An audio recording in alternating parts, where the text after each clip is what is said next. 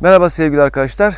Yine kanalıma hoş geldiniz. Bugün sizlerle devşirme usulünde yanlışlıkla anasını almış olduğumuz kovanımızın son halindeki videosunu paylaşacağım. 2 hafta önce ana arı çıkmıştı. Onu görmüştük. Ben geçen hafta kontrol ettiğimde ana arıyı görememiştim. Yumurta da yoktu. Ana arı gördükten 2 hafta sonra tekrar kovanımızı açıyorum.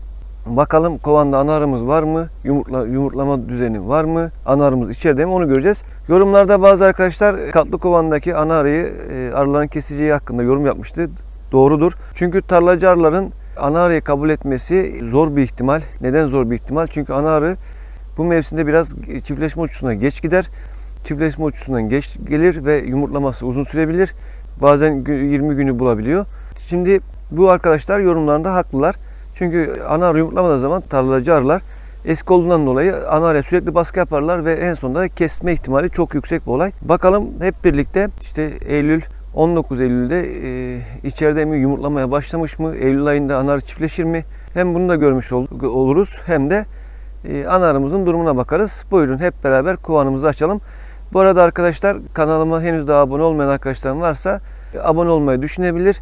Şimdiden herkese teşekkürler. Buyurun hep beraber kovanımızı açalım. Bismillahirrahmanirrahim diyerek kovanımızı açıyoruz arkadaşlar. Ben de çok merak ediyorum. Bakalım durumu nedir?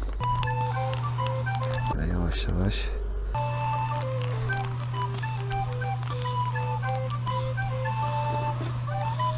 Buradan çıt almıştık. O yüzden daraltması için bölme tipi şerbetlik kullandım burada.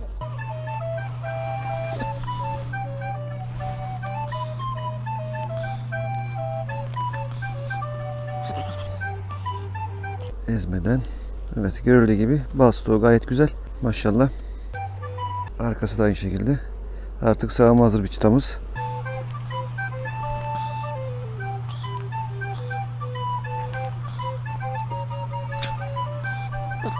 Burada da bal stoğu var. Hızlı bir şekilde geçiyorum. Çünkü alt kata bakabiliriz.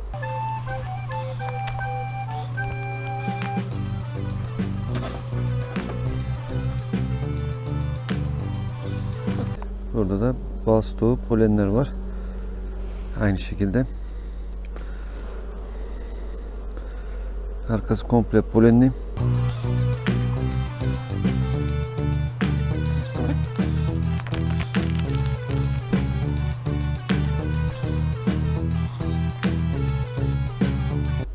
Evet, günlük yumurtaları görüyorum arkadaşlar.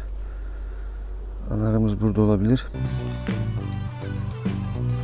Her gözde bir tane var. Tam ortada da var. Yalancılamış durum yok. Anarıyı da göremedim.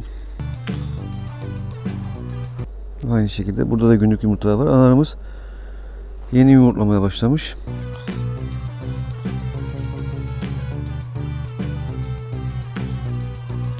Şöyle yapayım. Belki görülebilir. Her gözde birer tane yumurta var ve dik duruyor. Tam ortalarda. Ama arılarımızı henüz göremedim.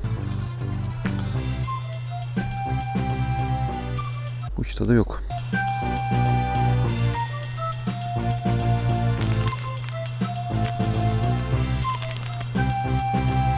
Bakalım bu çıtadaki durum nedir?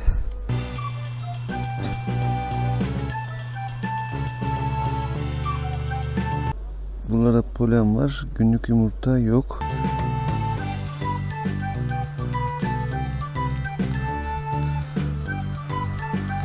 Burada bakıyorum. Buralarda da evet, günlük yumurta burada da var. Ana buraya da geçmiş olabilir. Evet. Buradakiler biraz daha dik.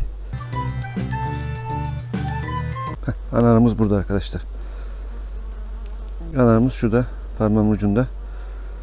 Geziyor. Ana arımız çiftleşme uçuna gitmiş. Görüldüğü gibi bu mevsimde de çiftleşebiliyor ana arımız. Bu kovanın bu anayı kabul etmesi biraz zordu. Çünkü tarlacı oranı çok yüksekti. Hemen fazla rahatsız etmeden bırakıyorum. Artık diğerleri de bal stoğun olduğu çıtalar. Çünkü tarlacı arılar ana arının yumurtlaması geciktiği zaman kesme ihtimali çok yüksek. Ondan dolayı biraz riskli oluyor. Ama anamız çiftleşmiş ve gelmiş arkadaşlar. Daha önceki videomda da bakmıştık, ananın çıktığını görmüştük.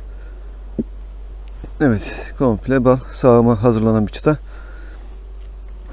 Biraz da çamdan gelirse artık diğer çıtalarda aynı şekilde. Anarımız göründüğü gibi iki gün önce, en geç 3 gün önce yumurtlamaya başlamış. Çünkü larvalı çıtamız yok. Hepsi yumurtadan dik. Dünyada bugün muhtemelen dün başlamıştır. Evet, bu da aynı şekilde ballı. Son çıta da ballı, komple ballı o da. Onu da kaldırmaya gerek yok. Kıştırmadan. Arımız gayet sağlıklı ve mutlu gözüküyor. Kovanımızın anası da değişmiş oldu. Bu hafta sağım yapacaktım. Yetiştiremedim. Biraz işlerim vardı. Ancak kovan kontrollerimi yapıp nasip olursa artık haftaya hep beraber sağımımızı gerçekleştireceğiz arkadaşlar.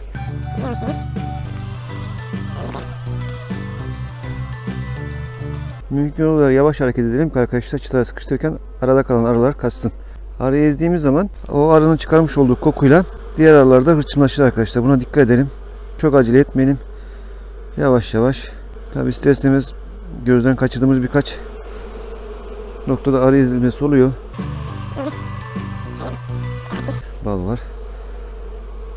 Çok sıkıştıramayacağız bunu. Evet arkadaşlar. Daha önce de paylaştığım gibi bunun videosunu devşirme usulü yaparken yanlışlıkla ana arıyı almışız katlı kovanımızdan. Ve daha sonra farkına vardık bunun. Denemek amaçlı hem de görmek amaçlı. Müdahale etmedik. Kendi anası kendisi yaptı, çıkardı. Tabii risk var mıydı? Risk vardı. Hem de yüksek olasılıkla bir risk vardı. Risk şuydu. Bugün günlerden Eylül 19. O yüzden tarlacı arıların çok olduğu bir kovanda ana arının kabullenme olanağı zor oluyor. Neden zor oluyor? Çünkü tarlacı arılar yaşlı olduğundan dolayı ana arının bir an önce yumurtlaması için ana arıya baskı yaparlar. Ana arının ne kadar yumurtlaması gecikirse ana arıyı kesme ihtimalleri o kadar yüksek oluyor.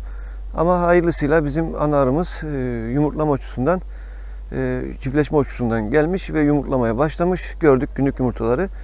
1-2 gün önce, yani tahminime göre dün, çok da incelemedim, dün başlamış yumurtlamaya.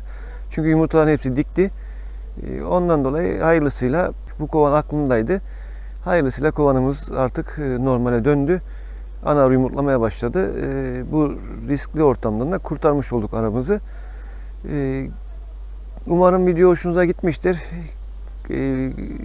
Gördüğünüz gibi bu mevsimde ana arı çiftleşir mi konulu çok sorular soruluyordu ve gördüğümüz gibi ana arımız çiftleşmiş. Gayet de güzel kovanla hükmediyor şu anda.